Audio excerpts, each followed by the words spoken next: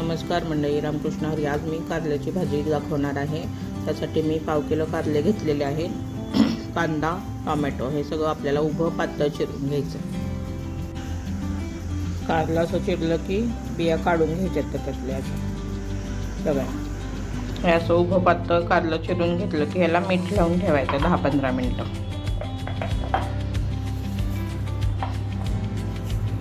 तळून ठेवायचं असं.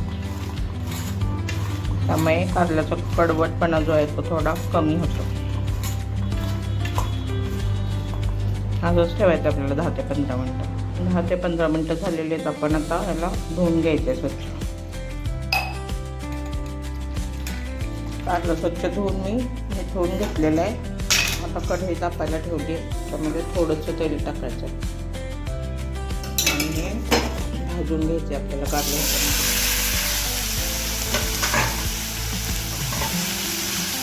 हे मी कारलं भाजून घेतलेलं आहे 10 ते 15 मिनटं आणि बाकीची तयारी केलेली आहे. तोपर्यंत कांदा चिरून घेतलेला आहे उभा पातळ. एक गड्डा लसूण सोलून ठेचून घेतला आहे. टोमॅटो पातळ चिरून घेतला आहे एक उभा. चवीप्रमाणे गूळ आणि चिरलेली कोथिंबीर. आता कृतीकडे वळू. हे कारले एका डिशमध्ये मी काढून घेतलेलं आहे. कढईमध्ये तेल तापायला ठेवलं आहे. जिरे मोहरी फोडणी द्यायची आपल्याला.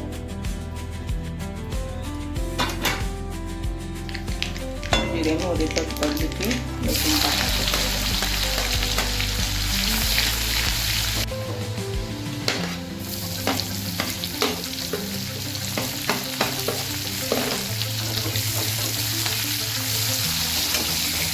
कांदा सोनेरी रंगाचा होईपर्यंत परतून घ्यायचा.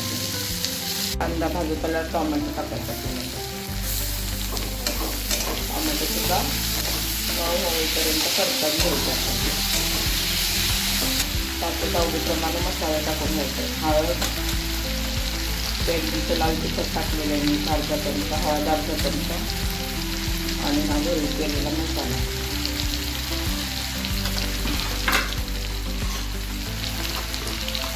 हिंग टाकायचं थोडा छोटा चमचा आणि हे सगळं परतून घ्यायचं चांगलं. हे चांगलं 2 मिनटं भाजून झालं की आपल्याला याच्यामध्ये कारलं टाकून द्यायचं. कारलं पण आपलं भाजताना थोडं शिजलेलं आहे. ह्यात थोडंसं शिजवायचं. वाफेवर शिजवायचं आपल्याला. पाणी टाकायचं नाही.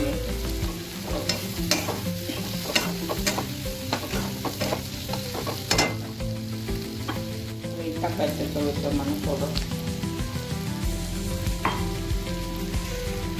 आणि तुम्हाला जसं आवडतं तसा गूळ टाकायचा चवीप्रमाणे.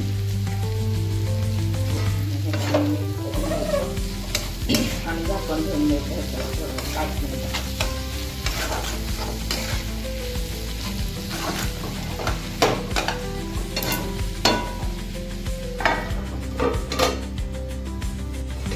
कारलं करपू नयेत म्हणून थोडंसं ताटामध्ये पाणी टाकायचं आपल्याला. जरा वाफ येईपर्यंत ठेवायचं 5 मिनिटं.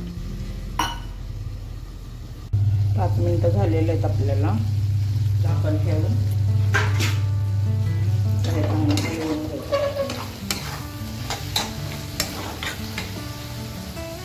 कारलं पण आपलं शिजलेलं आहे 5 मिनिटं. आधी भाजून घेतलेलं त्यामुळे नंतर जास्त शिजायला वेळ लागत नाही. आता हा दाण्याचं कूट टाकायचं. जरासं जाडसर दाण्याचं कूट टाकायचं आपल्याला आणि कोथिंबीर मिक्स करून घ्यायचं. नक्की अशा पद्धतीने कारलं करून बघा आणि मला कमेंट करा. खूप छान लागतं. ज्यांना कारलं आवडत नाही ते सुद्धा आवडीने खातात. माझी मुलं पण अशा पद्धतीने कारलं केलं ना आवडीने खातात. आपली कारल्याची भाजी तयार आहे. भाकरीबरोबर, चपातीबरोबर.